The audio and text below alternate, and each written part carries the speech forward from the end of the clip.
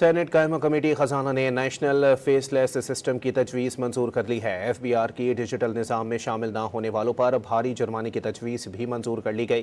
قائمہ کمیٹی نے جرمانوں اور جعلی انوائسز کے خلاف کارروائیوں کی تجاویز بھی منظور کر لی۔ مزید جانتے ہیں ڈان نیوز کے نمائندے طاہر شیرانی سے۔ جی طاہر، بتائیے گا اور کون سی تجاویز قبول کی گئی؟ جی، سینیٹر سلیم ماضی والا کی زیر صدارت سینٹ کی قائمہ کمیٹی برائے خزانہ کے اجلاس میں جو آئندہ مالی سال 2026-27 کا فائنانس بل ہے، ان کی جو مختلف تجاویز ہے ان کا شکوار جائزہ لیا جا رہا ہے، اور کمیٹی کی جانب سے مختلف جو تجاویز ہیں ان کی منظوری آج دی گئی ہے اور ابھی بھی اجلاس جاری ہے۔ قائمہ کمیٹی نے ایف بی آر کو کاروباری ریکارڈ کا دوبارہ آڈٹ کرانے کی تجویز منظور کر لی ہے، اور اس کے ساتھ ساتھ ایف بی آر کی جانب سے جو مختلف دیگر تجاویز ہیں جس میں فیس لیس کا حوالے سے جائزہ لیا گیا۔ ایف بی آر حکام نے کہا ہے کہ اس حوالے سے جو ڈیجیٹائزیشن ہے اس پر کام جاری ہے۔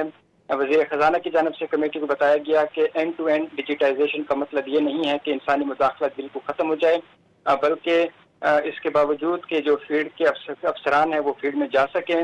سینٹ کے قائمہ کمیٹی نے بعد ازاں جو نیشنل فیس لیس سینٹر کی تجویز ہے اس کی منظوری دے دی ہے۔ ایف بی آر کی ڈیجیٹل نظام میں شامل نہ ہونے والوں پر بھاری جرمانے کی تجویز منظور کی گئی ہے۔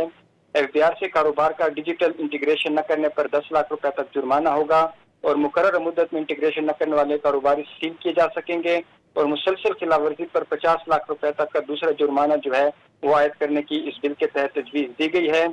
اس کے ساتھ ساتھ قائمہ کمیٹی کے اجلاس میں جو مختلف سینیٹرز ہیں ان کی جانب سے مختلف اعتراضات اٹھائے گئے اور ان کی جانب سے بھی تجویزیں دی گئی۔ قائمہ کمیٹی نے جرمانوں اور جعلی انوائسز کے خلاف کارروائیوں کی تجاویز ہیں ان کی بھی منظوری دے دی ہے۔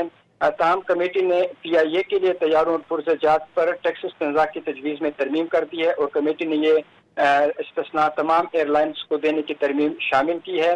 حکام نے بتایا کہ پی آئی اے کو طیاروں اور پرزہ کی درآمد اور لیز ہے اس پر قسم سہولت حاصل ہوگی، اور درآمدی اشیاء کی مقدار صرف طیاروں کے آپریشن مینٹیننس ضروریات تک محدود رہیں گی۔